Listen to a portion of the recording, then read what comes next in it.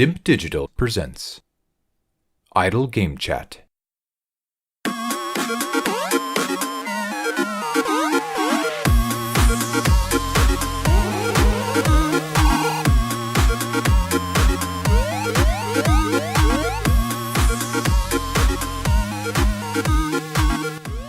Hello, Apps here from Dimp Digital. Welcome to Idle Game Chat. This is the weekly video games podcast where we give our impressions of the games that you can play today and react to the latest news from the wonderful world of video games. We're here every Monday on your favourite podcast app and YouTube, absolutely free. This week, I am joined by the three-time Dimp Digital Gaming Quiz Champion. It's Tom Adkins, not Adcock. How's it going?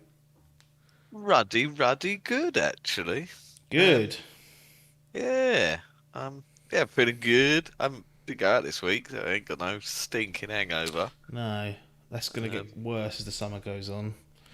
Everyone will realise how much money they waste when things start opening up. It will be costly to the wallet, unfortunately. £5.40 a pint, I'm not surprised, mate. Well, they will take you to the cleaners, these gastropubs, unfortunately. They want you to pay the big bucks. Last time we had you on, you hadn't played any games for a month or two. Well, not for a month or two, about a month. That has changed this week. There's been some gaming. There's been some up-to-date gaming as well. Not some old tat from years ago. No. We have Resident Evil Village Impressions. A weekend with Resident Evil Village. There on the video screen is Resident Evil Village. In fact, I've just realised that I probably need to mirror your video so that it's around the right way. But we can do that for next week. It's come out the slip. So Adkins has gone off and bought that. I've got it as well and been playing through it. So we're going to give our impressions on that and let you know what's been happening. And we may have a few other bits after that should we... if we don't run out of time, because we sometimes waffle. But if not, you're going to get Resident Evil Village minimum. Now, if you want to support the show, you can via a few methods. Twitch.tv/Dimp Digital. You can subscribe to the channel. And if you've got Amazon Prime, you can subscribe to the channel for free by linking your Amazon Prime account with your Twitch account. And that chucks us about $2.50 a month, which pays for half a beer down the whacker. So that's what we're looking at. That's how we've got to now fund things. Many people that must be wasted on them Amazon Prime. Oh, there's tons. I'll bet you there's a million people out there at least that don't use it. And if they all just did it once to us, we would quit our jobs. Yeah. But no, we have to break our back week in, week out, and then come and do this at the weekends. Yeah. Take the piss, you lot. And then the other way is patreon.com/Dimp Digital. I finally updated it. Oh. It's not Idle Game Chat anymore. So you can support the whole Dimp crew, which includes the live streams that we do on Twitch, Hall running the operations there. We just played Fall Guys this past week on the Friday. That was fucking good fun with the squads mode, I should say. All got pissed up and played that. Got let down by one member who we won't name. If you watch the stream in the archive, you'll see who that was. But so patreon.com/Dimp Digital. You won't just be supporting this podcast, but all the other stuff that we do outside of that. Now, this is it. Resident Evil Village. A brand new game that the pair of us have bought on release and played through. Now, word of warning, we are going to talk gameplay, structure of the game, probably set up the story, and if you're planning on playing this in the near future, you might want to skip ahead to the next subject if we get to one, or not watch it, because I think we're going to go quite deep in some of the gameplay and the structure, because there's quite a lot to talk about there. So if you want to play the game completely blind, I would suggest not listening to it. We're not going to spoil any specifics, but particularly in like the opening sort of act, we'll probably talk quite a bit in depth, because a lot of that's been shown in the demos as well. You would have seen, if you've watched any of the pre-release stuff and people playing the demos, if you've played the demo yourself, you'll be familiar with that location at least. And that's what we'll probably focus a little bit on. And some of the stuff that comes sort of just a bit after that make this game quite a bit different, I think, to what 7 is. So bail out now. if you don't want to hear about that. But if you're along for the ride and you want to hear, stay tuned. We're going to crack on. Right, first of all, we're playing on different platforms for the first time in a long time. We're normally in sync with our platforms. Normally we're both getting it on the Xbox, or we're both getting it on the PlayStation. Now, you've got it on PS5, so Yes. you ain't done anything wrong. You're playing it normally, like most people will be playing it. I've got it on PC. Oh, beautiful. New rig installed, so it was a big boy, and it made sense for third party, not all third parties, but for some third party games to give the PC a go. And because I've only got the PC in the last sort of 2-3 weeks, this gives it a good run out, a good first test, see how it stacks up. Another good thing with the PC is, and it's something that we may talk about a bit later on, £33.47 this cost. Oh, Day one. I mean, that is a bargain. that is for a AAA title. Capcom day one release. No tut. No tut. Full-fledged game, and you're getting that sort of price. So it's definitely a good place to go for cheaper games, but when you look at the hardware prices, it's fucking eye-watering what's been paid out, so you've got to be careful on that front. Really quickly, the performance on the PC is largely very, very good. Like, it looks spectacular. I'm playing it on the 4K telly just to my left here, so I've plugged that into the PC. Got the old OLED running. 120 frames per second, sort of the upper cap, because that's a 120 FPS or hertz monitor TV. And it hovers around, somewhere in the hundreds. And with VSync on, you can't notice any of the stuttering or the frames dropping, so that's good. It's nice and smooth. It does dump sometimes though. There's a couple of specific encounters where it's dumped quite noticeably, probably only 5 or 6 times. But one of the things that I find when I've done this last time when I got the PC and started playing on it, I'm always looking for the imperfections. Yeah. Because have I set it up right? Have I optimized the settings right? All that bollocks, and it makes things. I notice things a little bit more. There's things like there's still quite a bit of like popping and texture streaming in the village area, like in that hub world. You notice quite a bit of the shrub or something just appearing, and I'm like, oh, is that my PC playing up or is that the game? So I think I'm going to struggle as time goes on with the PC with these little imperfections, because on a console you just you've got a couple of modes and you're laughing basically. You haven't got to worry too much about it. It's fully optimized.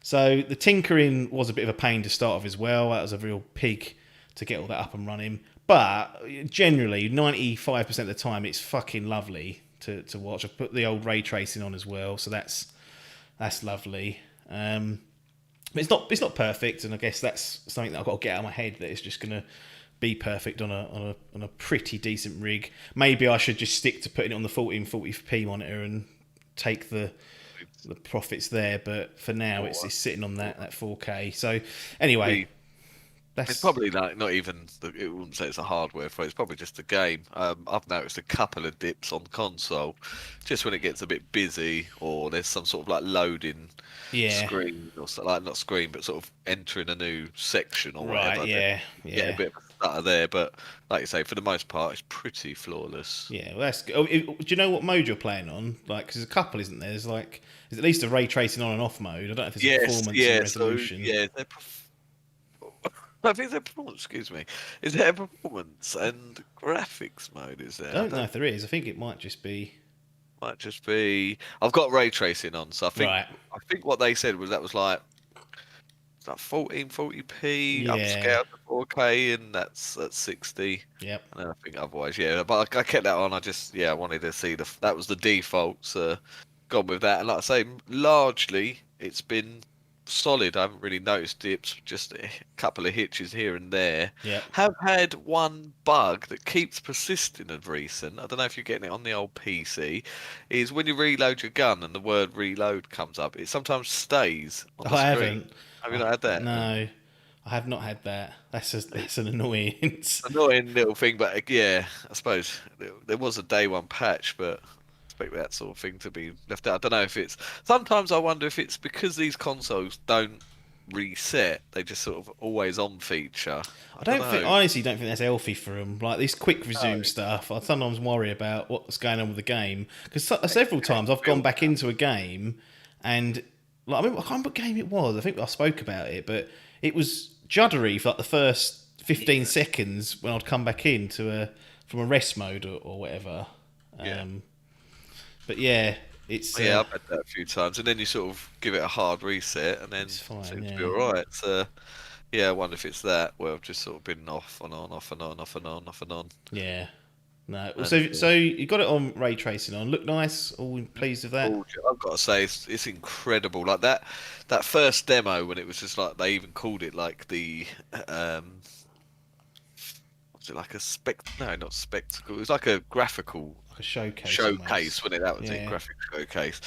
And just I've got to say, like this game is just flawless in game design, like in terms of the environment, what it looks like. Yeah. Quite a bit of it. I'm just sort of giving the old E3 slow pan, just checking out the vistas. the vistas, the textures and stuff. I've just that photo mode. I haven't really taken many. I've just been using it to zoom in and go like, oh, look at Lady Demetrescu's titties.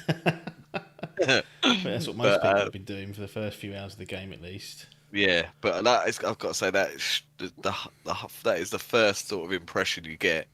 Just literally from the first sort of opening section, you're like, oh, look at this lighting. It's a beautiful game. Like I don't know what I wasn't expecting it to be as good looking as this for some reason. I don't know why I had that in my head, but I suppose RE2 is really good. It's that RE engine. Yeah, games are incredible, but you expect like RE, like, especially once the old like RE2, once you got through the police station, you're in the sewers and stuff. Everything's brown and and grey and miserable. So you're not expecting sort of high fidelity, but just like the castle and stuff. Oh, gorgeous! The stuff we've seen in the demo, just seeing it again. Yeah, it's one thing to have it in a demo in not a very controlled space. It's another thing to have it in the full game, and considering how the scope of it that's increased, like it's really impressive. One thing I am a bit devastated about is there's no haptic feedback or adaptive triggers. So what we're looking at on this PS5 then is I've heard that it's perhaps gun tension basically for mostly. Is that pretty much it, or? Yeah, that's basically it. To be honest, there's nothing. Have you turned it off? Because some people get fed up with it. I have actually. Yeah, I did. Right at the end, I was getting snarled up and it was annoying me, so I turned it off. But it took me about 10 hours to turn it off, to be fair. But yeah, at first, I was just I didn't want to miss out. So I left it on because it does feel weird, especially with the shotgun. It feels very heavy. But yeah, I thought I don't want to miss out. I thought there might be some extra features, but to be honest, it's just a bit of extended rumble. Really, there's a couple of rumbles that you wouldn't normally feel, but it's not like in other games, like in Astro, where you had like rain, stuff like that. There's rain in this game and snow. You don't feel any of that, so it's not really that great. But yeah, it got turned off in the end. I was getting snarled up. I was like, right, this is just added stress. I got to turn this off. Well, that hurts me. You ain't. Yeah, see. Well, I've got to say, when I played the demo, they obviously used it quite a lot in the demo to show it off, and I was like, cool, this is going to be brilliant. This is going to be added immersion. I was expecting like, I don't know, maybe a bit of a Far Cry 2 where your fucking gun would jam or something. Yeah. So if you're like fucking walking around in the pitch black and your gun jams and you can't push the trigger, that would be quite a cool little thing. But alas, spoiler, we didn't get any of that. Well, so it's a wasted opportunity, but I can see you'd sort of think, I'm missing out there. Well, I'm here to tell you that you're not missing out. Okay, well, I'll take the trade-offs then, I guess. And I do love the haptic feedback of the triggers, so it's definitely something I do consider. I mean, it sounds like we may talk about Returnal later, not that we've played it, but just that situation. And that sounds like a very good implementation of it. So maybe this first party stuff is where it's going to be at, because if you're a third party, you probably think, fucking hell, you see that on the workflow, you're like, so who's gonna Alan, can you Alan's in his office, he ain't gonna do it. Fit that in while you're trying to port it to Switch. What? Get the intern to do it. So that's how they're doing it, not bothering. I'm just going to set up the story. I'll be vague. Hopefully it'll make some sort of sense. Obviously I don't want to if people are here and they kind of trust us not to spoil the story, then I'll try my best not to do that. There's a few years after Resi 7, so it's a direct sequel to that. 3 years after, there we go, got specifics. And Ethan is living with his wife, Mia. Can't remember. Yeah, Mamma Mia. He's got a daughter called Rose. And when I say daughter, it's a baby. So it's not like a kid. It's a small infant kid baby thing. Last week. Yeah. So he's got one of them. Anyway, living happy families there. Shit hits the fan. People come in, and long and short of it is the baby Rose is kidnapped, and Ethan's off to save her. That's it. That's all I'm going to say on it. And you wind up in the village, as it's known as, in some unnamed European country, and that's where things kick off. You kind of go exploring through this village, and you soon realise that there's some weird shit going on there as well, and you're off to the races. Now, one of the great things about Resident Evil 7 was I thought the opening to that was very, very good. So brutal, so intense, and I feel like Village isn't quite as good as that, because I hold 7's opening up really highly, like top draw stuff, but this holds its own still. It's still a great opening to the game, good setup, and I was impressed with that. What I would say is, what kind of after that opening hour or so, and you kind of settle into going off on a specific task, I wasn't overly fond of the castle section. Right. So it's the area we spent time in the demo. It felt a little bit run of the mill, maybe because you're at your most vulnerable in these games at the beginning. I always feel, because you don't know the mechanics, you don't know what enemies are going to appear, you're not comfortable, you've got very, very little ammo. So maybe it's that. Maybe I just didn't feel comfortable with the game, and I was like scared basically. But after the first 2 sessions, I was a bit like, this is all right. It's okay. It's good. I'm glad to be playing it. Did a sort of a third session and got out of the castle, returned to the village, and then things just started to really click with me. And that village is a hub world, basically, a hub area. It's like you come back there, and there's all sorts of stuff for you to be getting on with. How did you find sort of the opening part of it, and then perhaps coming back to the village for the first time? Yeah, basically, because I didn't play the village section of the demo. I didn't play any of the demos, other than the very first one. Did you watch them? I saw the first one, yeah. I saw most of that. I didn't see the entire thing. Oh, the village was the first one, wasn't it? So after finishing that section, sort of, that's the trouble. I need to cut this sort of stuff out, because say with film trailers, you watch a film trailer and you're like, oh, that was good. The best bits are in the trailer though. And I'm not saying the best bits are in this trailer, but it's still, like an hour, like half hour section of the game gone. I'm just playing it going, right, well, I know what happens now. Yeah. Maybe that was it, actually. Maybe I'd seen so much of the opening and the castle that you'd sick of it by then. I don't know, maybe, because I don't remember. I remember seeing bits of 7, but I played like the opening demo, but that's a very small area, and I guess the demos are, but I don't know. I felt like there was a lot of the sort of castle and village area in the lead up to this. Yeah, it was. I thought it was going to be bigger than it was. That section. But yeah, no, I enjoyed my time in there. Like I say, I was in sort of awe just looking about and stuff, and the sort of feeling and I got that sort of sense of dread what you get from these types of games in that section. Yeah. But yeah, throughout this session, it's more been just sort of amazed and in awe of the design of it. So the way the sections will interconnect and stuff, and you'll go through these sections, and then all of a sudden there'll be a door that you can get through, and you wouldn't even think about it, you forget about it. Yeah. And then all of a sudden the next section that's open and it leads to it, and I'm sort of like the game design in this is incredible. They've obviously they've been playing Bloodborne basically, and they've gone, right, they do that well. Honestly, it is really good. Like, there's lots of what I would call smart puzzles, not necessarily difficult, but they're nicely balanced. They're not too hard. Some people might find them too easy, but that's fine. I think you're better off erring on the side of caution and making sure they're a bit easier than they are hard. And there are some brain scratchers. It's not always a piece of piss. They will catch you out. There's not a lot of hand holding in the puzzles. No, Um, just a note, and you're like, "What's that that's riddle?" it, yeah. And you're like, right, what have I got to do? And you've got to try and suss it out. Like, I've had a few people text me being stuck on a certain section, not even a puzzle. It's just something that's not well Yeah. indicated. No. And it's be interesting, obviously, once we're full spoilers in to discuss it, and we can see how many people sort of get hindered at there. But it seems to be like a not a problem, but just a little bit of an issue where, like I say, it's not as highlighted as you think it is. But Yeah. the puzzles, I've got to say, have been pretty good. Sort of a lot of the time, though, it almost has I wouldn't go as far as say it's a Metroidvania game, but it has that sort of element to it where you'll sort of sit there and look at a puzzle and then you think, "Fuck, I can't work it out." Yeah. And then when you sit there and think about it, you think, "I know what it is," because Yeah. I ain't got something that I'm going to get later, so you have to go back.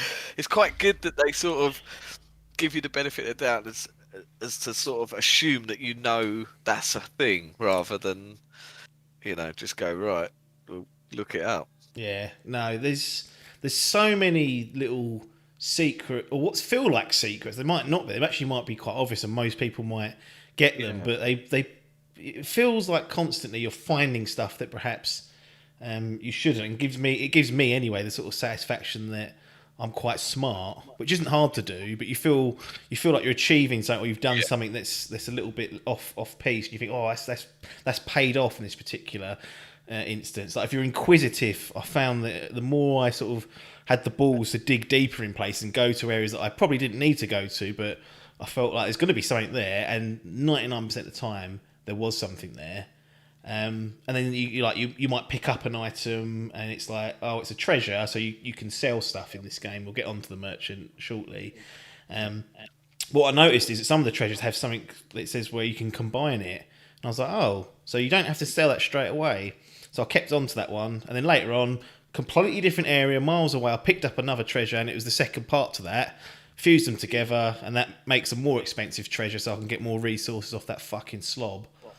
So I just love the way that it combines all these bits and pieces, and it's same with like the keys. You'll find parts of the keys and you'll combine them, then you'll open up a new area, you'll unlock a gate that will then lead to another path that you've not been down, not explored. And there's all these different like strands that you can end up going off on. That's without sort of focusing on the main objective at hand. I've spent plenty of time back in like the village area, just going back through all the areas that were locked off that I could now get to, finding all the little houses, finding all the locked doors, and do what we can. And one of the great things about the Resident Evil games is the map. Yeah. I think it's best in the business. You get a little red zone to show that you've not got everything in the room, and if it goes blue, you've got everything. So you're not going to be standing there far-arsing about trying to find stuff. That is such a cool little indicator. To their credit, so many people complain about backtracking in games, and it just makes it enjoyable because it rather than it all the locks are labelled, so you know which lock relates to what. It feels like a sort of exploration achievement, really, because it's like a sort of ticking off. You're just like, right, done that one. It's lovely. It's brilliant. Yeah, it's a beautifully designed world with labyrinths and pathways and shortcuts and other bits and pieces. Like they've done a great job, and that's kind of staple of Resident Evil. But it's good to see that they can do it. And it in my opinion, this feels bigger in scope than 7, given the time I've played. I mean, actually, I should say I've played I think 6 or 7 hours now. You're you're further on than me. I feel like you're towards the back end of it. But this feels like a much bigger game in terms of just scope and. Yeah, I weren't expecting that, to be honest. That if it's cheaper price, they sort of cut the price out the door, and sort of how quick they've sort of chucked it out in comparison. I know between 7, but obviously we've had 2 and 3. Yeah. We got 3 last year. Now we've got 8. Sorry, this year. I was expecting a much smaller experience. The fact that they have bolted on extra modes, another one. I was half expecting it to be this real sort of small game, and they've sort of said, look, this is why we've cut the price. You're getting this extra. So to see how fleshed out and expansive it is in the short time that, well, I suppose probably not short time. They've probably been, I don't know, making this for the last 4 or 5 years. It's been whatever, crunching for years. yeah, but I've got to say, yeah, it was impressive to see how it's sort of my expectations of it were very much met. Not even finished it yet, so still could be met. Still but more to come. just in the, like you say, in the sort of grand scale of it, that's the sort of thing. And yeah, was definitely expecting it to be a smaller experience. How are you finding the combat, and then also alongside that, because they go part and parcel, the crafting mechanism, the resource management part of it, and then also, I guess another part of it is the merchant, Duke. He's there to buy upgrades, upgrade your weapons, and buy specific items and whatnot. Because they all ties together. You can't shoot if you haven't got any bullets. You can't get any bullets unless you buy them or find them or craft them. And if you've got no space in your inventory management, you can't put them in your bag. So how do you find that part of it, this sort of focus around resource combat and the merchant? Yeah. Well, to be fair, I found this game a bit more actiony than 7. A credit to 7's horrors, sort of survival aspects, was that you had fuck all resources, you had very little ammo, and you got that with 2 as well. I found that was sort of what added to the atmosphere. You'll be in a fucking small corridor and you have like 2 bullets. You miss a shot and you're like, oh! Yeah, it's funny. That's 2 and 7, and then you've got, which were very much in that ilk. As you go on, you get more stuff, but generally I felt they were more survival horror based. And you have 3, which was far more action based, the remake of 3, and then 8, not quite at that level, but towards. It seems to be it's pretty much a happy medium. There's sort of sections in this game, quite towards the beginning as well, where you're sort of just working your way through. I got that sense of dread. You know, I literally had hardly any ammo, and you're sort of walking through this area. You don't know what's coming. You're expecting jump scares. They still catch you out. I got that sense of dread, but now I'm sort of in the back end and looking at it as a global sort of thing. I'd say that sense of dread of not having enough ammunition's been taken out slightly. That's taken away. There has been sections where I'm running low and I'm like, oh, this could be a stinker, but because that slob's knocking about, he's never too far, and I've always got a bit of change in the back pocket. I can always just cash in and get some extra things, so I don't feel too far. But combat wise, it's pretty good. Like, they've added this new guard mode. To be honest, I've not used it a great deal, I'll be honest. Have you? I have, yes, quite poorly. I'm always too early, and then I get fucking stung. Well, it can be very handy because it's almost got like a parry mode to it. So if someone comes in with an attack, you can block and then press it again to push them away, and then that sort of leaves them open for a good headshot. So the only thing that annoys me about these fucks, they take about 4 or 5 bullets to the head, and you're like, oh, just to put them down. Yeah. But yeah, combat for the most, like I say, I'm an old school. I've said this before on previous podcasts. I'm an old school Resi fan. Third person is my bread and butter. I'd like to see him go back to this, but the open world, I do find the first person mode more immersive and in a horror genre. Yeah. So it works well. The gunplay, is brilliant. The array of guns and stuff, and like I say, this new guard mode, it does help. I think they had it in 7. They really? I think you could. I don't know if it's in specific parts, maybe. Giving it the DX. But yeah, they certainly, at least this time, it keeps telling me to do it, and I don't. I'm so poor at executing it that I'll just end up standing there and getting stung. I'm like, right, if I just moved, I wouldn't have been on my arse here getting fucking bitten. Yeah. But yeah, no, it is. I'm enjoying the combat. I feel like I've got a decent arsenal on me. Sort of from the beginning, you sort of start like you just literally start off with one gun, so you do feel that sort of sense of dread. But the more you become Rambo, like any game really, and I feel like it gives you a good sort of variation of combat, and enough to sort of dispatch what's in front of you. That's Also, what. one of the upgrades from 7 massively is the enemy variety. Like, Yes, it's yeah, not that's just very mold true. fucks roaring No, that around. was quite a criticism of Seven, wasn't it? Yeah. That's all you're dealing with. No, and it's been quite good because there is a sense of dread because you're like, right, you start to get used to an enemy type, and then Yeah. they go, really, right, here's a bigger one for you. Deal with Yeah. that. Like, oh, but yeah, no, I'd say the combat's good. Resources, very good. I think this system has sort of been. It adds again to the exploration. You find that whereas before in 7 you had the treasures and stuff, but you couldn't really do Yeah. anything with them. You just got them and like, oh right, yeah, that's cool. With this, there's a purpose for them that you're flogging Yeah. them. The added feature of the merchant is brilliant. So you He's a like that, safe. do you?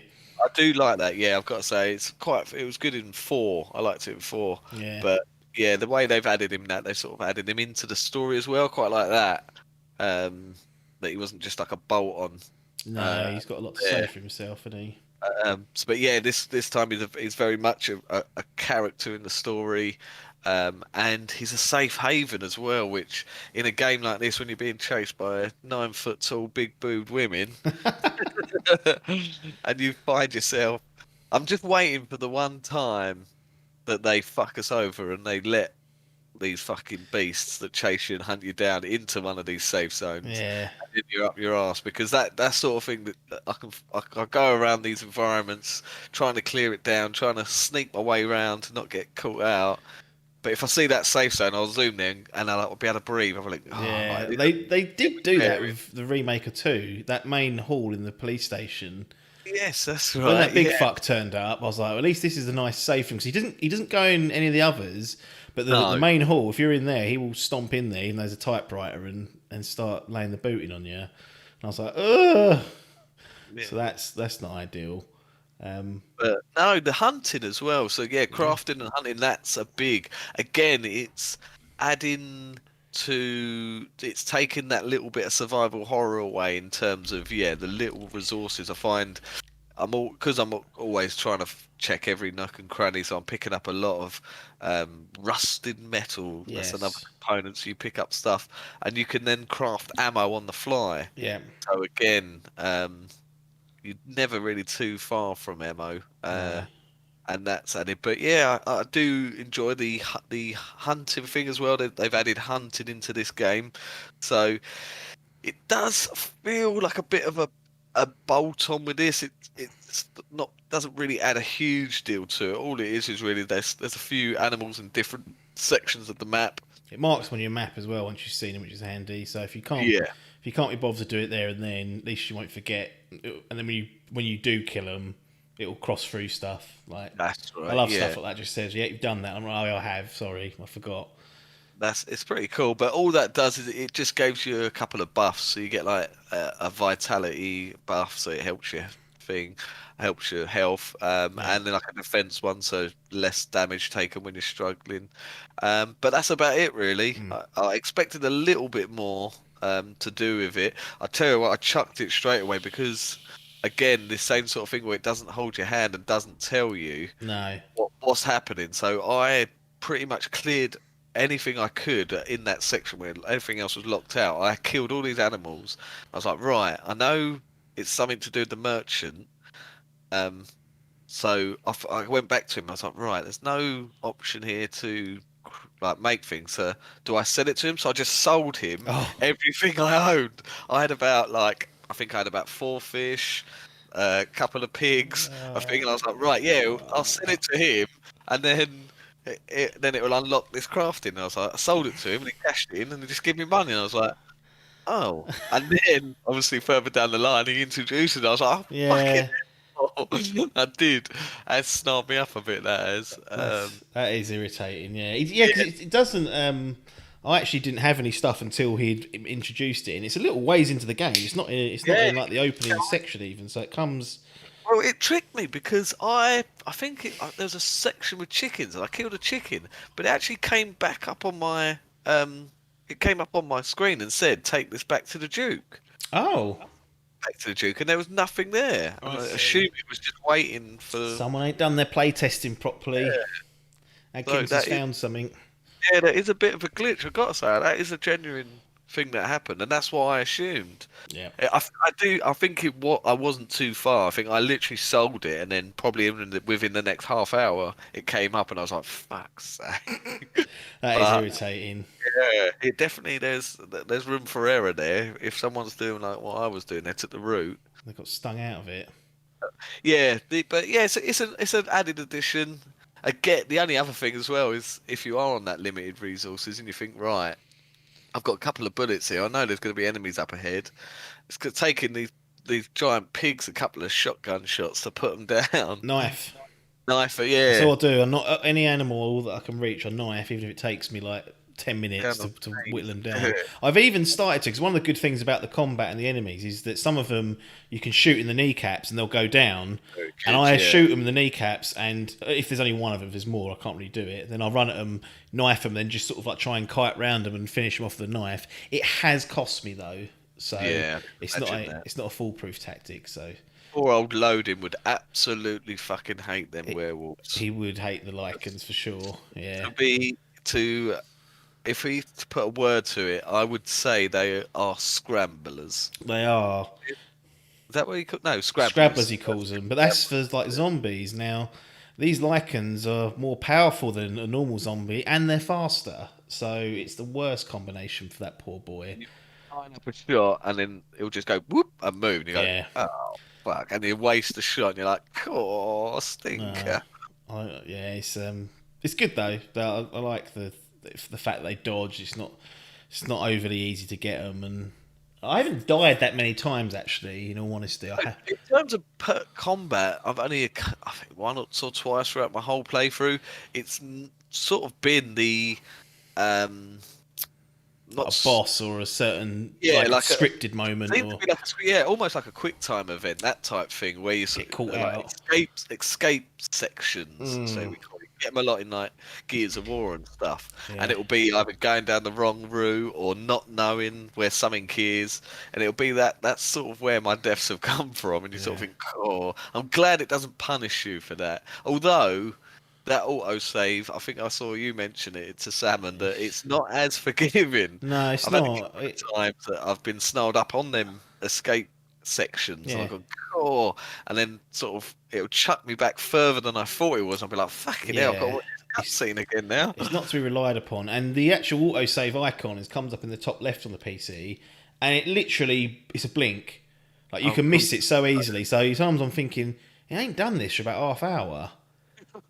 I don't know if it has, and I'm obviously not going to quit out or die on purpose to test it, but it does worry me that it's not doing it as often as I thought. What do you think, now that we've played a bit of the game, what do you think about these comparisons to Resident Evil 4? So before it all kicked off, everyone was going, oh, looks exactly like Resident Evil 4 as a village. Because when you say Resident Evil 4, people get a bit weird.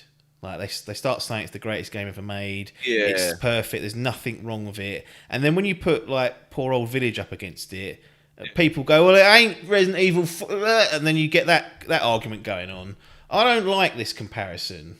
I think that at a superficial level, yes, it's clearly nods it's village, to isn't it? It's in a village. There's clearly nods to Resident Evil 4. But I think it's very much apples and oranges for me. Yeah, it really is. Yeah, I was expecting it to be more of the same. To be honest, I was annoyed at myself because of how much that Vikings took over my life. My intention was to get that game done and dusted and that series done and dusted, and I wanted to play through 4 and finish it. Yeah. Fully, so just in case there was some sort of connection or something. But then, yeah, like you say, very on from the early of the game, you realise that it's nothing to do with that section. And it's more just that I think the creators were very inspired by 4. Yeah. Which is fine, but you haven't got to say, "Oh, ain't as good as 4," so it's not very good. It's not. Stop doing that. Because it's set in a village, and they've obviously taken a lot of tropes, like in terms of the resources that you can take. There's treasures that you find throughout the map. That's it. And there's a merchant. merchant, yeah. And well, I suppose they've all been backtracking, haven't they? Yeah. But Can't yeah, punch a boulder and crack it though. I've not come to that yet. no, that's So very true. But other than that, yeah, the fact that it's in a village, that's pretty much where the comparisons stop. And yeah, I've got to say, I'm in your team there. That yeah, like, it shouldn't be getting compared to that just because it's set in a village. It's yeah. very much is its own game. It just takes tropes from four. Yeah. But yeah, like I say, a lot of people do love that game. When you talk about like even games best game ever, Yep. that's in a lot of people's lists. It's So, up there. So, it certainly I mean, it's is. a great game. I've played quite a few hours of it. I've never finished it. That's why I wanted to Yeah. get it. I got I about haven't halfway through it many years ago. Like, this is well after it released. I think it was when it came on Xbox One, like a HD or whatever. And yeah, it was done- good, but it's, by that point, with all due respect to it, it felt old already. Yeah, Like, it yeah. did, and that's the trouble with these games that are like pioneering games. Like Super Mario 64. That was like, you go back and play that now, although it was mind blowing at the time. Now you're like, cool, rough as houses. It's not the game's fault, but yeah, the Resident Evil Village is is good in its own right. It doesn't need to be constantly compared to 4. I see there's certain points where they've either taken inspiration from it, which is fine, but it doesn't mean they're trying to be Resident Evil 4. It's a first person game. Like Resident Evil 4 is good, and it also happened to kind of blow open the over the shoulder third person mechanic. Well, So probably for the bad side of it. yeah, well, it's been done. Exceeded it. It's been done better since then, which is bound to happen when people iterate on it. One minor thing that I've got annoyed at several times, and we'll get into if you've got any other negatives from this, because we did talk about this earlier on the old WhatsApp, is sometimes I kill an enemy, I look down, there's some scrap or some gunpowder, it's dropped something valuable, in the middle of a fight, I think I could do with just getting that. I look at it, and there's no prompt to pick it up. Like, it feels really fiddly to pick things up sometimes, specifically when I'm on a downed enemy. I don't know what it is, I don't know what causes it, but I hope they just patch it and make the area in which it triggers the prompts for you to pick stuff up bigger. It's a very small change, I think. Yeah, it's almost like a hitbox. It's sort of Yeah. you expect it to, like you say. Sometimes I'll be trying to run through enemies. Certainly, if there's more than sort of 2 or 3, you sort of get I'll snarled pick up. that up on the way. Exactly, I'll try and No, you blast through it. won't. Tap X, and you'll be like, "Fucking hell, I ain't picked it up. I've got to go back." Oh bloody hell! So yeah, I've been snarled up with that a couple of times, and hopefully it's something that could be patched in the future. But it's enough to be a botherance. I'll speak to Alan, see what he's got to say. Yeah, Alan's in Q and A. He's Q and loving A. it. Yeah, not happy. Any other than that though, I've not really got nothing bad to say No. about it. I don't know if you've anything else that you've come across and you're like, nah. But overall, positive for me. Yeah, pretty. Yeah, I can't think of any negatives. Only that little what's it called? That bug I keep getting with the reload screen. But no, I'd be Yes. interested to know if anyone else is having that on the PS5 or Chuck it in the if comments. yeah. Other than that, it's making the old coil one kick off a bit. It's obviously a very demanding game. Now, you moaned about the core one on the PS5. Yeah. This fucking PC is so loud, and that's part of the calls for really? these PCs. They ain't silent. Yeah. No. So that's what I will say. It's this makes the PS5 seem like a silent sleeping beauty. I think they've just been spoiled by that Xbox. You can't see it. I'll tell you, the Xbox the Series X is fucking silent. That's because I don't switch it on. Hey! Yeah. No, I actually have been playing a game on it, which I'll probably do in a few weeks' time. Sorry, No, Phil. but Still friends of the show. but it is science. I think we've been spoiled by that. But yeah, I have noticed some coil wine issues kicking up. Tell you what, I played today with headphones on.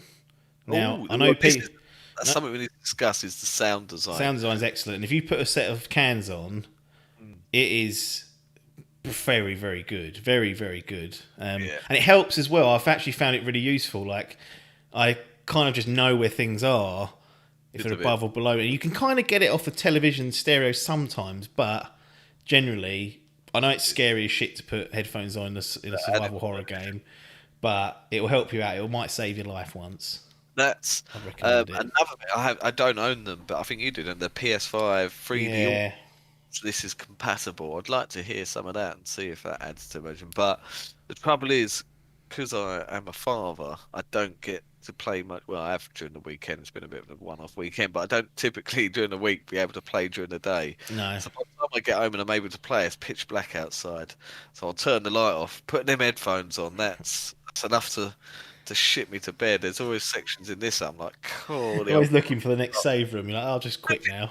this type of game now, but it keeps making me want to pee. I find that I don't know if it's horror games in general, but every sort of half hour I need a pee, and I think, is this game or It's is it nerves. horror games in general? I'm not sure. That's nerves, mate. It is nerves. They do get to me. So there's sections in this game that, cool, the old bladder started filling up. Oh dear.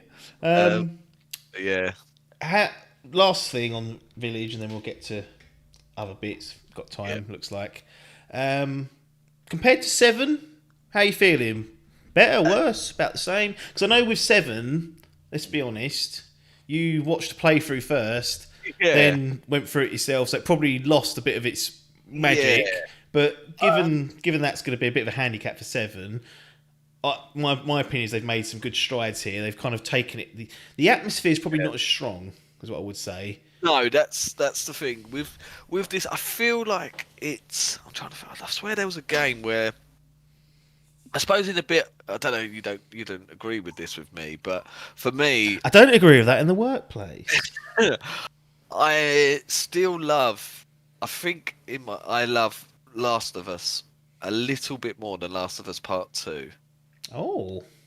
But what I Good do luck feel, not being able to go prone in that game. exactly what I do feel is 2 is a better game Yeah. in its gameplay. I know what you're saying. And I feel like this is a situation with 7 and 8 of Resident Evil. I think 7 feels more of like a small sort of section.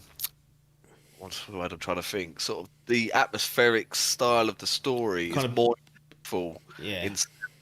Whereas the evolution of the gameplay and stuff in this game in 8, I find is much better than 7. Just the way the world like the way it connects and stuff. The way it's laid out, I feel a lot better than 7. Yeah.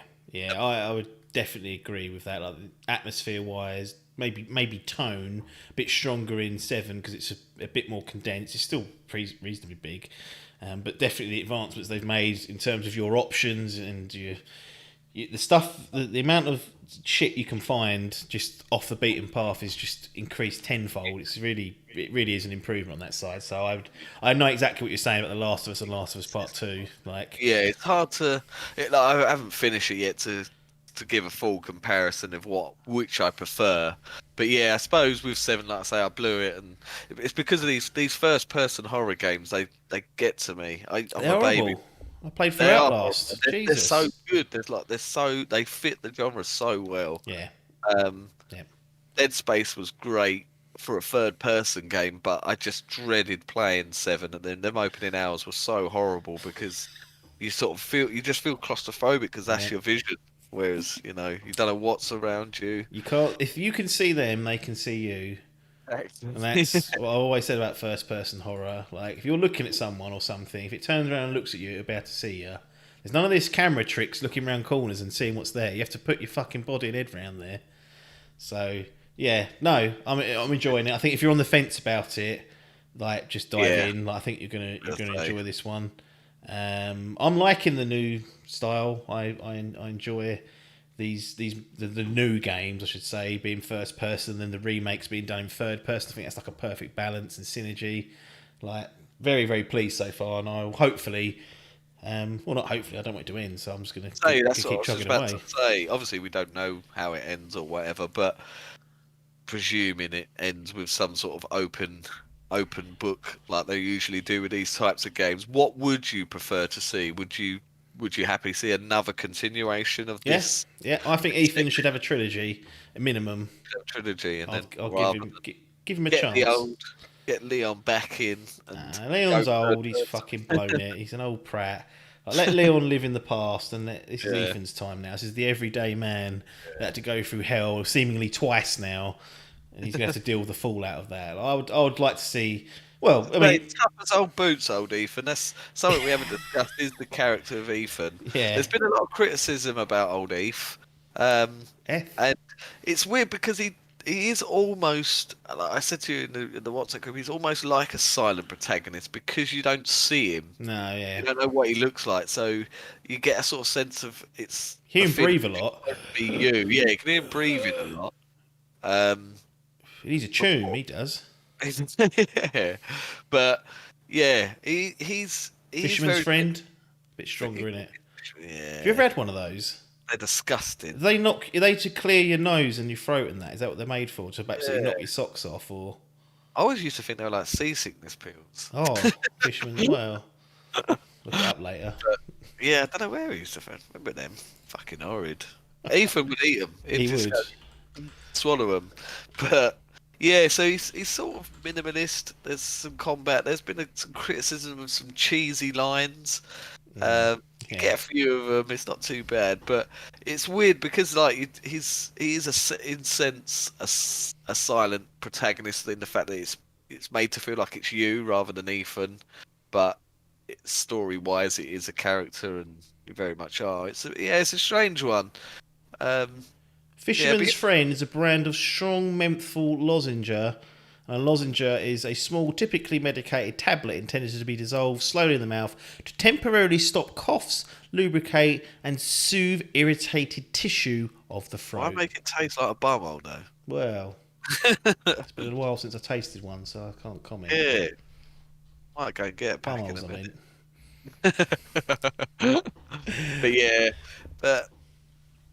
I mean, I'd be interested to see if they do make a trilogy. It's certainly they're onto. I think obviously you look at the last 3 games before this.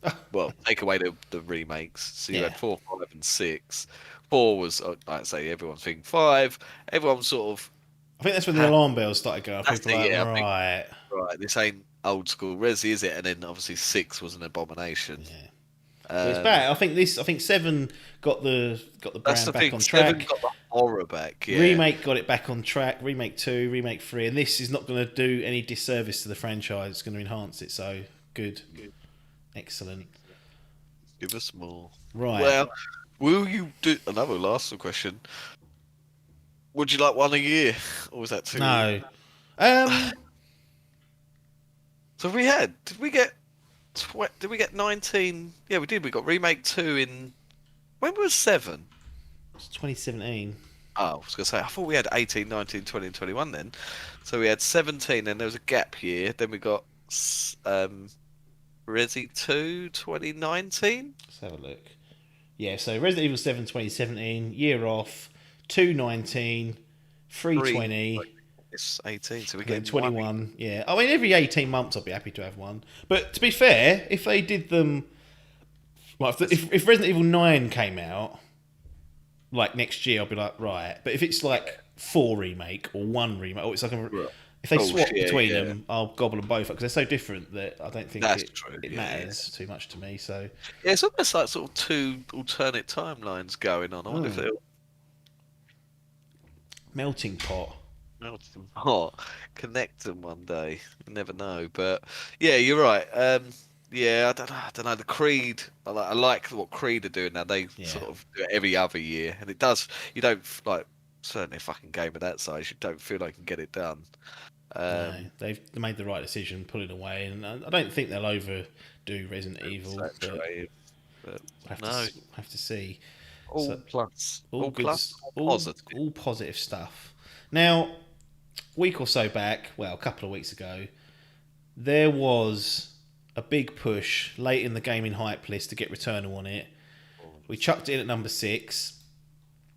It didn't get bought. Reviews higher than Resident Evil Village. So if you're looking at the critical reception, it's done better. Housemarque onto a winner. Heard really nothing but good things about the game. Yep. But why didn't we buy Returnal? Now, from my perspective, it's quite straightforward. But you actually did try and get it a few times. I did crumble, and you're sitting there now I'm glad. Are you glad Yeah. that you got stung out of it? I am still glad. There's still potential I could cost myself, but I'll be disappointed. And that sole reason is because I'm fucking paying £70. Is that what's bothering you? That's the real botherance. It's, Right. it's £70 It's fair. for a fucking video game. Jim Ryan tax. That is. Now, Even Alan thinks that's disgusting, and you know what a cunt Alan is. exactly. So, yeah, that was the one thing that stopped me from pre-ordering. Although I have just pre-ordered, and begrudgingly, it will be the most expensive standard edition game. Let me just put that. If I'm spending 70 quid on a game, I expect fucking. I want a fucking statue with it. Yeah, I want a statue, steelbook. I want the works. But this is a box standard game. I have now pre-ordered Ratchet and Clank. Ooh, for a solid 61, I think. I paid. £61. So that will be the most expensive standard game, and that's a fucking piss take, really.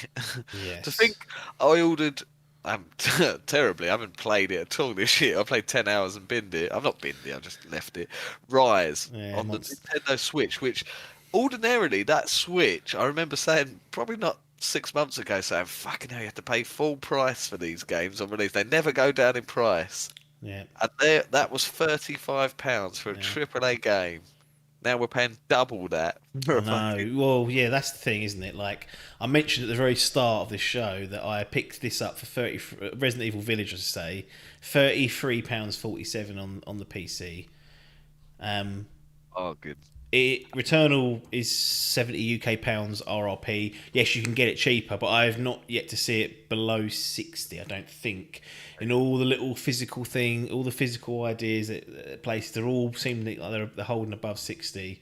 Right. Now, look. So that was it. I was like, right, I'm not buying it. I'm not paying 70 for day one. I'll wait and I'll get it in a month's time when there'll be a sale. I'll probably be able to pick it up for 50, 55, something like that. Fair enough. That's still expensive, but I'm happy to pay 10. 10, 50. It probably will, next year it'll be a 10. Oh, of course it will. But that was it. Then I was like, no, I'm not bothered. Then I just watched a couple of videos on YouTube. The recommendations come up. Yeah. Then when you fucking click on a recommendation, everything, my fucking Facebook, my Twitter, it's all Returnal. I saw a little. This is all it said. What I read. It's like Hades with the Alien franchise, and I thought, bloody hell, what have I done here? Get that shit into my veins. Yeah, give me that. So that was how it started, and then that was it. The algorithm started. They done it to me, and I was just watching stream. There was, I reckon, 3-4 nights this last week. I've been sat there just watching some bloke play through the game. Spoiling it for you. It's quite good in the way that the game's set up. Is that it's not really you can't. No. Only certain things you can spoil because you don't. It's like it reminds me a little bit of like I guess the main things people don't want to see are the bosses like Bloodborne or Dark Souls. You don't really want to see those, but no, you know the other stuff probably. But like you say, it's a roguelike, so it's kind of different-ish each time. You couldn't watch a walkthrough of it and follow it. No. So that's quite handy. So. With that in head, I was like, right, that's it. I can watch this and stream, and I won't be spoiling it. Yeah. So I just watched it, and that was it. And I was like, right, I want this game. And I knew Resi was coming by Friday, and I was like, well, if I can buy this on like the Monday or Tuesday, then I can play it for a week, and I can pop it down because I know it's gonna be hard. I ain't gonna be able to get through it in a week. Yeah. So I'll pop it down. And I'll go to Resi. So I was like, right. I looked online. I was like, I can get it for about £62 or 60 something like that. I was like, right, I'm happy to do that. But the site that it was on, I know takes at least sort of 3, 4, 5 days to deliver. So I was like, it will turn up Friday with Resi. So it's pointless. Well, Resi come Thursday for you, didn't it? Yeah, it did. Yeah. Who was that? The Game Collection. Shout out, Game Collection. Yeah, very good. Sponsorship inbox open. Yeah. Chuck 'em us to free. Good. Yeah, I haven't had that 7 p.m. knock on the door from the Royal Mail. That's the sort of they're well out of sync, aren't they? What is going on here? 7 o'clock at night. Trying to eat me dinner. Oh, it's Resident Evil. Thank you. Yeah, I was like, Tom, very much. But yeah, I was like, right, I want it now. I had the option. The stinker is that the digital version is exactly the same as the retail option. I was like, right, if I get it for 60, but it'll come Friday, and I don't want that. I want to be able to play it now. Yeah. So I was like, right, the only way to do this is to go and buy it now for 70. I was like, but I can't do it. Like, I've already made a big statement that I'm not going to pay 70. Yeah. And I'm like, right, if I was in the pub and I was battered, I'd buy 2 rounds for people, and that'd come well over 70, and I wouldn't even bat an eyelid. I was like, why am I so aggravated about paying £70? But when I'm sober, I'm like, no, I can't pay £70 for a game. Not for a game that I could play. No, but I sent the wife down to Asda. I took a trip down to the big Tesco's, and alas, it was sold out in both. Oh, that's Now, I crazy. don't know if that's the gaming gods being very kind to me, I think going, they are. They've they're sorted going, you out there. don't pay 70 because Yeah. we did. They've sorted you out. Yeah, but no, it's still very much on the radar. Although now, having played Resi, I've still got like I say, I'm on the latter end of it. There are stuff you can do, modes that you unlock once it's finished. So I'll still be able to put some hours into it. Yeah. But yeah, it does still linger the urge for Resi. But I feel like I'm a bit more well equipped to hold off this £70 price tag now. I think Village has been a godsend, really, because it came 7 days after, and without that, I would have been thumb up arse thinking, should just bite the bullet here.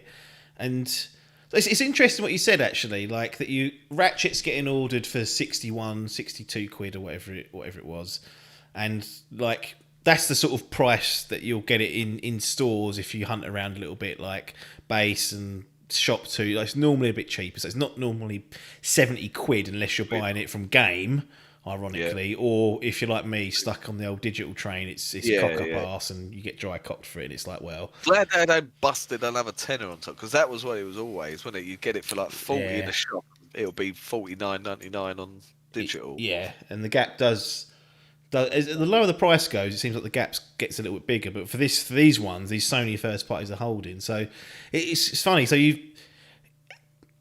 it's not the £70 or the £60 price tag to put you off. What it feels like to me is that Ratchet's worth that potentially, because it's bringing all this stuff to the table. Housemarque. Yeah. This is, although it sounds like a fantastic game, and those that love it. The last game they developed that was published by Sony was Matterfall. Not critically, acclaimed at all, but that's the last game that came out just for PlayStation console. Guess how much that retailed for? 25? Not far off. £15.99. So, look, I know Housemarque. It was 70. Yeah, they're extremely, extremely talented studio. And Returnal is a huge step up in terms of scope. It's gone from a twin-stick shooter, essentially, to a full third-person type game. So they've had to obviously scale things up. But the jump from a developer that's consistently been releasing their games at 16, 17 quid, 20 quid, to jump to 70, I think that's... I mean, you've just almost proved it there by saying, well, Ratchet's worth that, because Insomniac done Spider-Man, they've done Miles Morales, they've done the old Ratchet. You kind of expect that top tier level, and we know that all the Sony games are going to be, for the time being, initially priced at 70 quid, and like the next Last of Us, if there's an Uncharted, God of War, like, we're going to pay that. But poor old Housemarque, who've been flogging their stuff down the boot sale for 16 quid, and now Jim Ryan's gone, yeah, it's going to be 70. Like, have they been hung out to dry here? Because it can't have sold that well. It doesn't look like it has.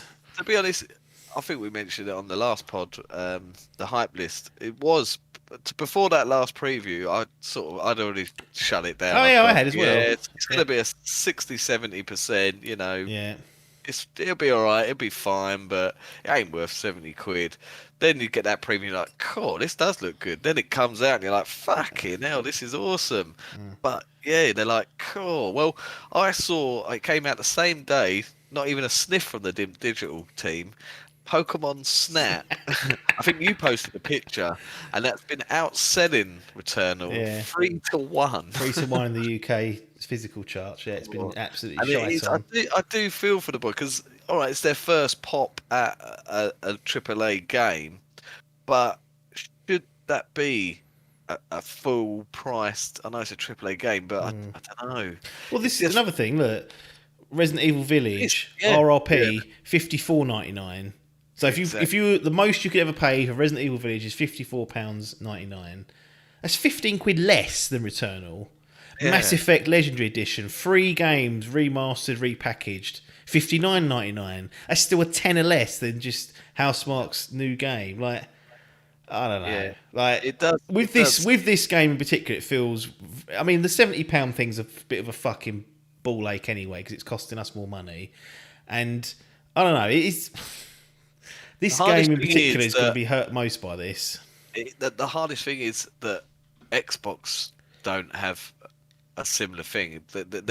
No. Look, Jim Ryan said, "Look, I'm in charge now. I'm going to add £10 tax on the new first party games." Okay, on the green side, old Green Bloods, it's never been cheaper to game with Game Pass. It's never been cheaper to pay $10.99 for 1 month, and you could play the next Halo. Now I know there's an argument they don't release enough games. Yada yada yada. That is correct. But when they do come, and they will, that's going to be the situation. You can effectively pay £10-11 for 1 month, play for a game, and bin Game Pass.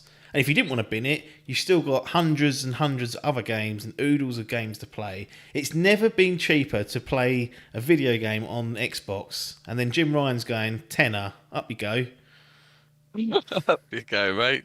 70 on the new indie developed game. On the nose, please. Not even $69.99. Oh, fucking 70. Give me that penny. Is that a mistake, though? Like, I mean... we talked about apples and oranges earlier. This is an apple and oranges situation. You got two. I'm surprised there's not a bigger backlash than there was. A bit of a hoo-ha when it was first announced, but I thought this situation and this game would be the one to really kick the shit off the fan and fucking get the fans grumbling about this. I honestly thought that on the initial launch of like Demon's Souls, which was like the big £70 game, I thought, well, it won't be 70 quid going. It won't be $69.99 going forward. Like I know we're still in the first year, so maybe this will change. But after a year or so, 6 months, the games won't be that expensive. It's just because it's a new console. Like they're pretending like it's this big thing, blah blah blah. But it sounds like this is going to be it for the whole gen. And I don't know. No, as a consumer, there's no positive to this. No. And poor old Housemarque, like they might sell far less sales than what they would have done if it had just been priced at the same. If it had been priced $54.99, so you could get it for like $45 maybe, if physical. Like that would have made a huge difference. That fucking Godfall, that was 70 on release day. Yeah. Now, I did it the other day for about 20. Yeah, they want to try and put it on PS4 apparently. So what are you doing? And that's the thing. That's the trouble. People will wait.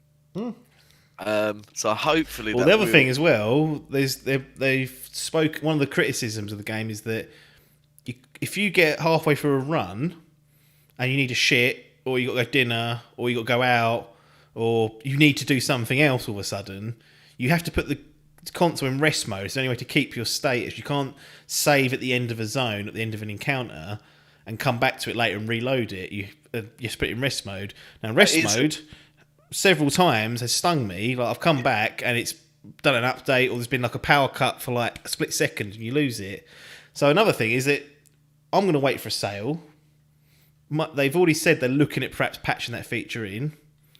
You know, as a consumer, it's like, why would I bother getting this stuff day one if it's going to be a better game to play and it's going to be cheaper? Like, no. Exactly. No, exactly. The thing, that was another sort of hindrance that was stopping me from getting it because, in my situation, I tend to only get 4 hours during the week to play, and that's probably more than enough. But I've got my dinner in that time as well. Well, you think of it this way: like if you've got 4 hours, it's saying 2 to 3 hours to do a run on Returnal if you're good. So if you could, so you got 4 hours. Let's say if you get over 2 hours into it and die, you might as well not even bother playing for another 2 hours because you can't finish it in the time. That's right. Yeah, you can't even stop. You might as well just spin it off and go. Oh, I might as well go to bed now. It is weird to stick that £70 price tag on the tag and not for them to intervene and say, look, to justify that 70 thing, we need to make our marketing pool bigger. We need to get more people on board with this. That's the thing. They hung it out to dry, really. Yeah, it does. Yeah, that adds to the hanging, lynching. Wow. I don't know the Yeah, £70 thing. I think be interested to hear. Like, obviously, they're never going to say it, but just to hear. I wish I had a dev that worked, a mate that was a dev that worked there, just to go, we are pissed off with that. But they'll never come out and go, no, that's fucking annoyed us. No. Well, Housemarque aren't even first party technically. They're there. They're contract to hire. So this was that Rezo gun. Yeah, that was one as well. Matterfall was, and Next Machina came out on PC as well. Was Dead Nation them as well? Was that the one? I don't know. It was that Elka game though, wasn't it? And the game very much holds that. So it's like a AAA arcade game, like especially with all the bullet hell business going on, and it looks flawless. But yeah, it's almost like I'm sort of trying to boycott the fact of doing it. I even think Alienation was there one, not Dead. And Dead Nation. Sorry, excuse me. Alien Nation. I was. I thought so. Even like I still begrudge paying full whack for fucking Ratchet and Clank, even though that's a first party game. The last one was great. I still wouldn't hold it up. Like I think I said in our group that there's only a few games I'd willingly, happily pay £70 for. That would be an Uncharted, Last of Us, a God of War, maybe Horizon, certainly a Metal Gear. Yeah, Spider-Man. Yeah, I might just fall just under. But again, I'd probably hire Spider-Man higher than Ratchet. So yeah, Ratchet's below that. So I'm not happy to pay £70 for Ratchet, even though it looks great and it's going to be, the next big PS5 game. So I want to get it because I own a PS5. I want to see what they're doing. I'm hoping they've got fucking Rumble features. They're fucking better if I'm paying £62. But yeah, I still begrudge paying full whack for this type of game, even though it is first party. It still just falls under that upper echelon for me. Yeah. But to ask for it for Returnal, what are you playing at? Yeah, come on, Jim. Don't let Phil take your lunch money. Not even bothered telling anyone. It's fucking next month, and he ain't even told anyone what he's doing for E3. His feet up, fucking cashing in the Returnal sales. He's like, cool, give me that Demon Souls and Returnal, £70 a price. It's 100 and... Hold on, my maths. 140 quid for 2 games. That's half the console. Wow. Be £200 if you bought all the first party. If you bought those 2 plus Ratchet, £200. Fucking hell. Could have bought all Xbox Series S for 50 quid more. Yeah, yeah. And put Game Pass on it and played everything. 2 years subscription to fucking Game Pass. Madness, Jim. Stop it. Pack it in. Put them back down. As he backs down, he look like a cunt. So yeah, that's it. I don't know if they will. That's what I wonder with E3 this year. I think Nintendo and Xbox have both said, yeah, we're going to do it this year. And he's just gone, well, if I say yes. What is it this year? If it's virtual... Well, this is the thing. Like, I understood. They're going to do their own bloody thing, aren't they? They're going to do an online presser. Last time when they were like, look, we got the end of the PS4's dead. We're going to do our own thing for the PS5. There's nothing really... we've been getting shit for fucking... Last time when they switched the fucking stages halfway through the thing, they got a lot of bollocks for that. Yeah. So I thought, right, no press, no news is good news. So we'll just back out that. But yeah, this time everyone's like, right, they're going to make a big comeback, and then I suppose they've got digital. Well, we'll save another year. But as long as we get some games announced, and it should be fun. But it's coming around quick, isn't it? Is there dates? It's like 4 weeks away, isn't it? I believe it's the 12th. 5 weeks. 5 weeks away. 12, 1, 2, 3, 4. 14. Yeah, 5 weeks. Yeah. Good So stuff. interesting, but will they buckle? We'll see. Will they buckle? Yeah. Right. Ultra quick impressions of games that we didn't get round to doing. So I'm going to go first. Oh yes. Got 3 games here. You've got 1. I've got 2. So I've got 3 in total. Wreckfest. I played it on Game Pass before obviously it was announced on PS5 for free with the new next gen upgrades, and I was like, right, when I saw that. This was a disappointment. I remember Clarky bought it in beta, or what's it called? Early access. And it was called Next Car That next Game. car game, yeah. Like, Tell me about it. I saw it when it was that, and I thought that looks right up my alley because I fucking love banger racing.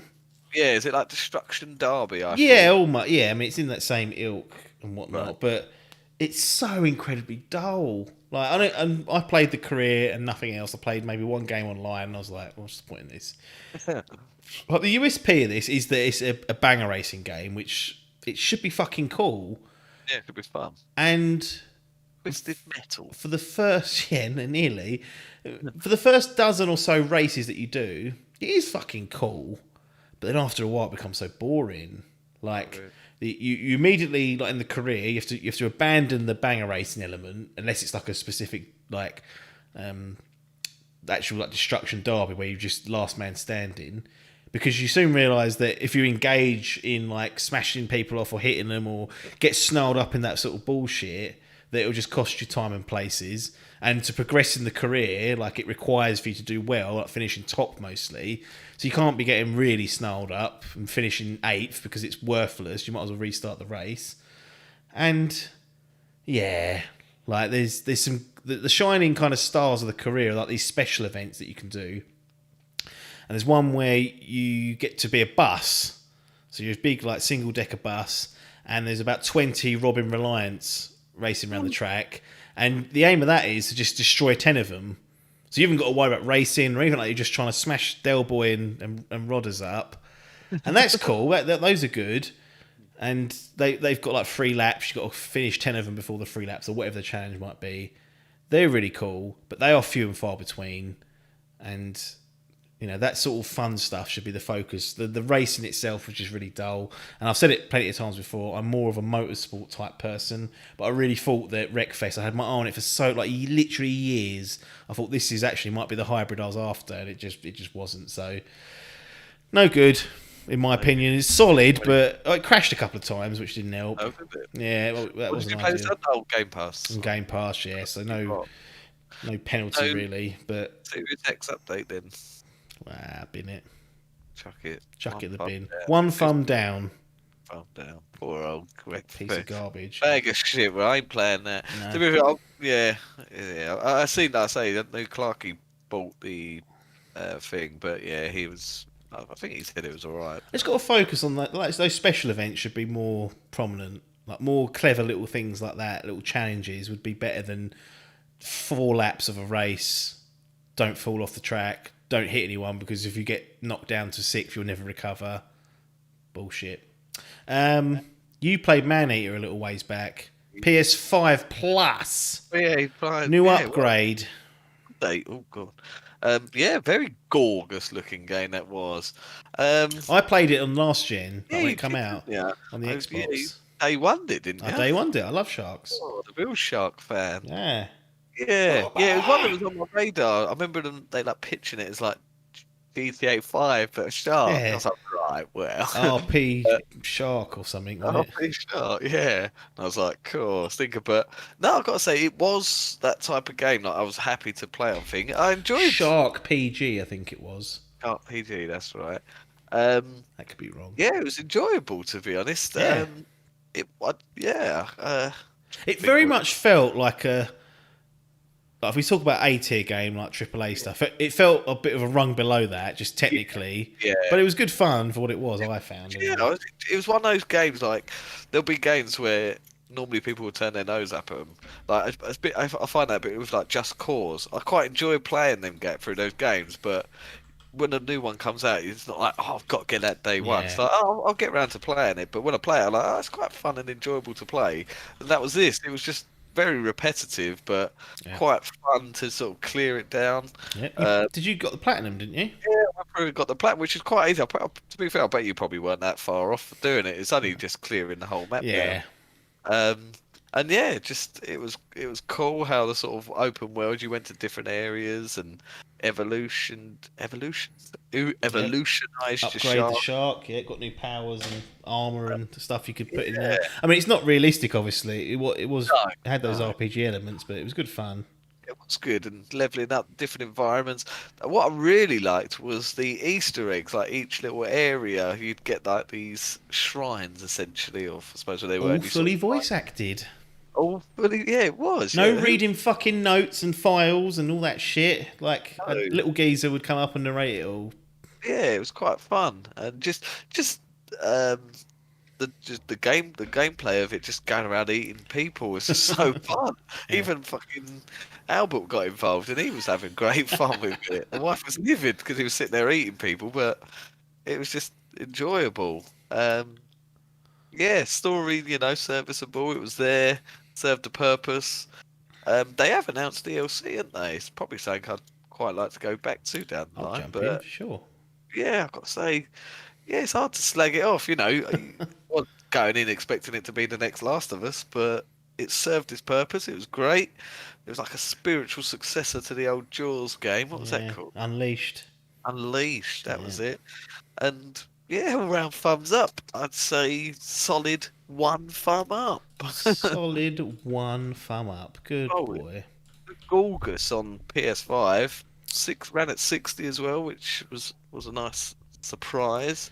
I might go back because it'll run on Series X and it had the patch, so I could go back and do the clear down. But this is the thing: the achievements are great, 1000G, but I'd like a little platinum trophy. I could restart it. I've got it. I've claimed it on PS5.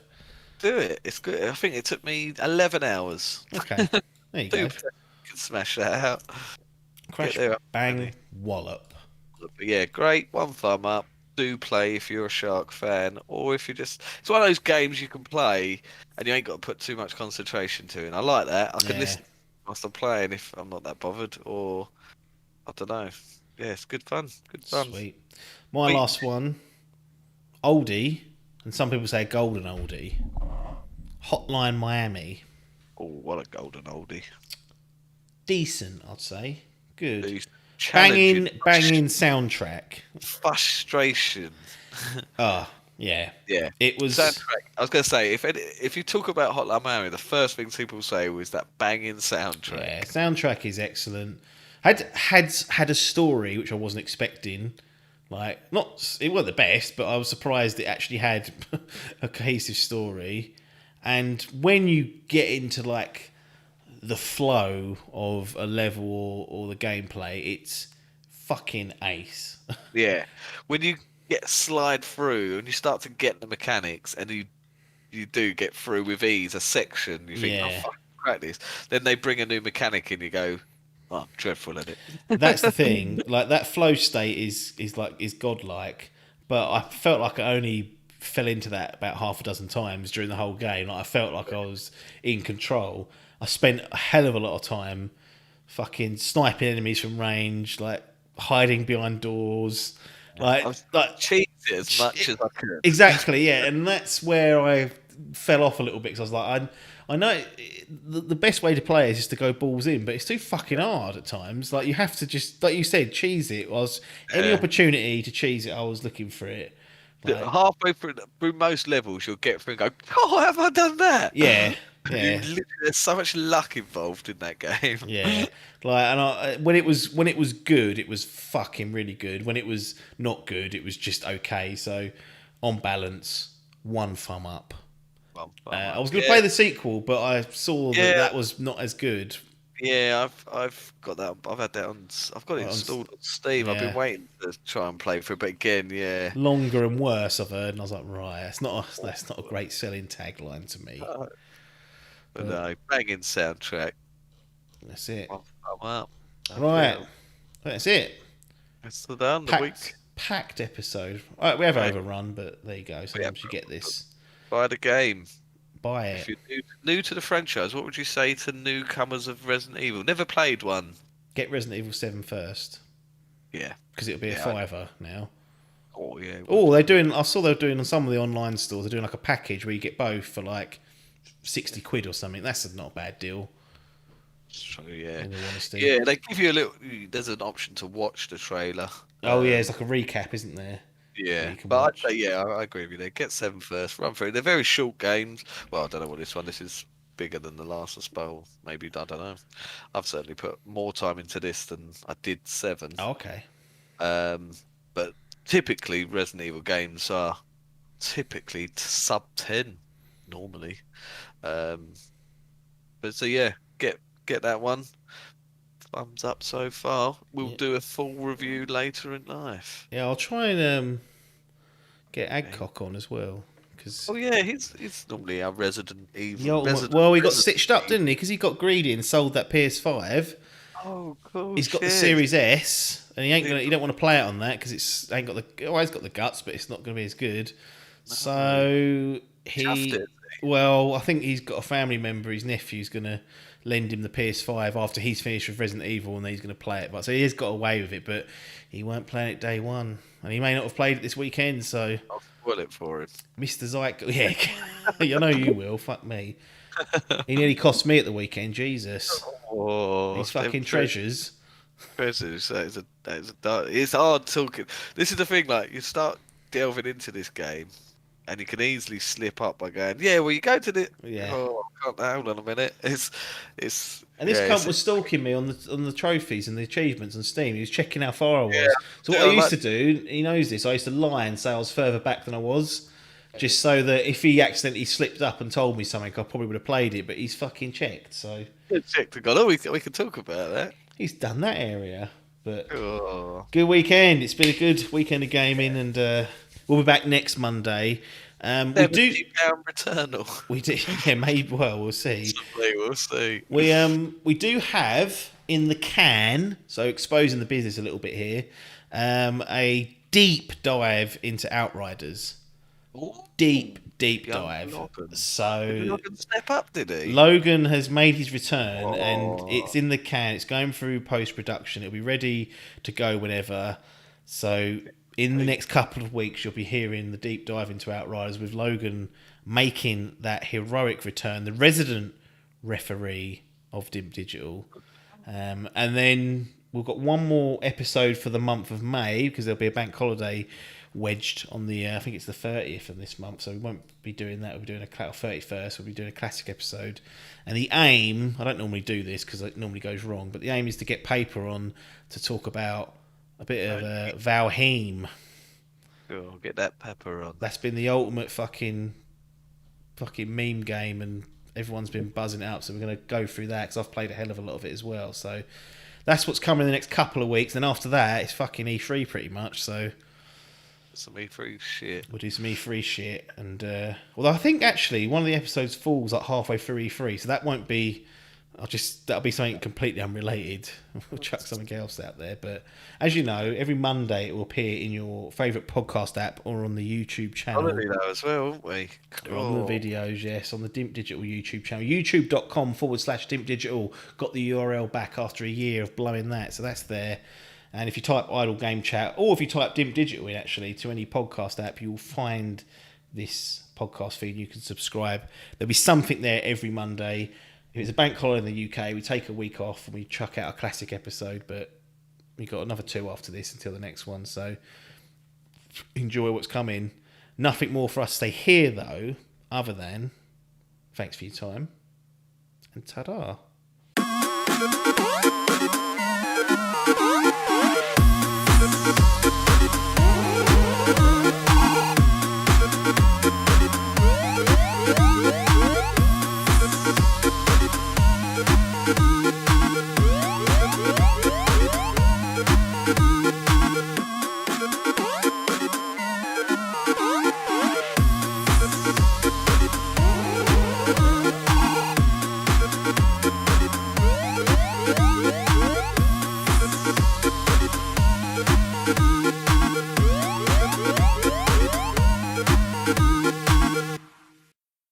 This was a Dimp Digital production.